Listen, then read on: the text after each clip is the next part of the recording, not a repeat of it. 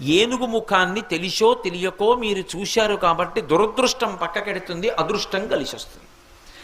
అంతటి అనుగ్రహాన్ని ఇవ్వగలిగిన వాడు ఎవరు అంటే ఒక్క ఏనుగు ముఖంతో ఉండేటటువంటి విఘ్నేశ్వరుడి వలన మాత్రమే సంభవమవుతుంది. అందుకే శ్లోకం పూర్తి చేస్తూ కళ్యాణ రూప అన్నారు శంకరాచార్యులు వారు.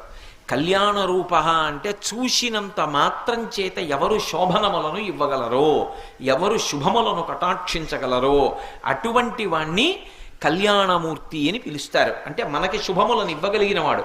ఆయనకి మీరు ప్రత్యేకంగా ఇంకా ఏం చేశారు అన్నదాంతో సంబంధం ఉండదు.